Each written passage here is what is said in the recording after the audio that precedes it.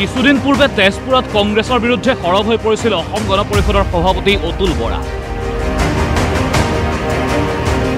ইয়াৰ পিছতে তেজপুৰত পদ্মশ্ৰী গীতা উপাধ্যায়ৰ স্বাস্থ্যৰ বুজ লৈ সাংবাদিকৰ প্ৰশ্নত অতুল বৰাক উভতি ধৰিছে ভূপেন বৰাই। অতুল বৰাই অসম গণ পৰিষদ আৰু দলীয় সংবিধানক বন্ধকত দিলে। ভূপেন বৰাৰ মতে আহ হৈ আহ ওলাই আহ খেদ ঐ খেদ বিদেশী খেদ শ্লোগান দিয়া অসম গণ পৰিষদৰ কংগ্ৰেছক সমালোচনা কৰাৰ অধিকাৰ নাই।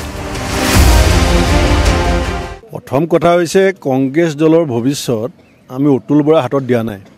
কংগ্ৰেছ দলৰ ভৱিষ্যত অসমৰ ৰাইজে ঠিক কৰিব, দলৰ নেতাকৰ্মীসকলে ঠিক কৰিব।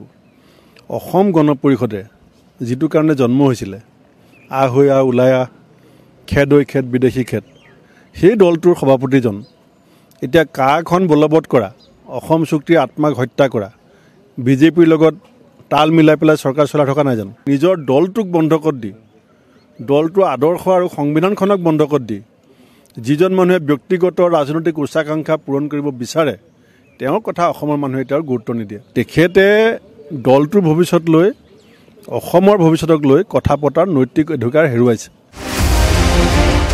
অসম গণ পৰিষদক তাৎসিল্য কৰি ভূপেন বৰাই ক'লে অসম গণ পৰিষদত বিজেপিৰ 3জন হিতাধিকাৰী আছে। হিতাধিকাৰী 1 অতুল বৰা, হিতাধিকাৰী 2 কেশৱ মহন্ত, হিতাধিকাৰী 3 ফণীভূষণ চৌধুৰী।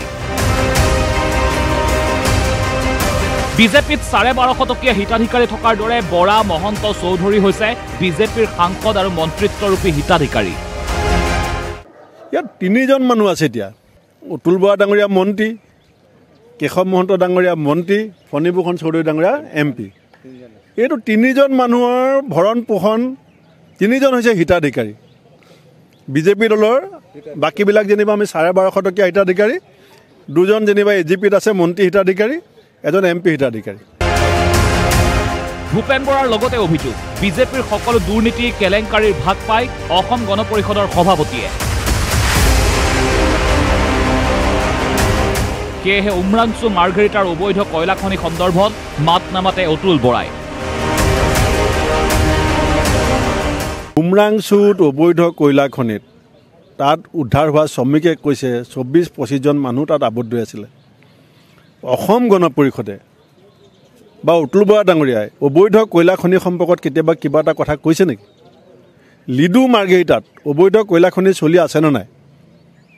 AGPয়ে মাত মাতিব পাৰিছে নেকি? তাৰমানে AGP দলৰ নিজা বৈশিষ্ট্য আৰু অস্তিত্ব কি? বিজেপি চৰকাৰখনৰ যিটো লুটপাট, যিধৰণে লুণ্ঠন চলি আছে, সেই লুণ্ঠনৰ তেওঁলোক অংশীদাৰ। এতিয়া আঞ্চলিকতাবাদ নহয়, তেওঁলোকৰ এতিয়া সুবিধাবাদ। তেওঁলোকৰ মূল লক্ষ্য হৈছে সুবিধাবাদ। কেমেৰা পাৰ্চন পৰশৰ সৈতে তেজপুৰৰ পৰা ৰূপজ্যোতি গোস্বামীৰ ৰিপৰ্ট DY365।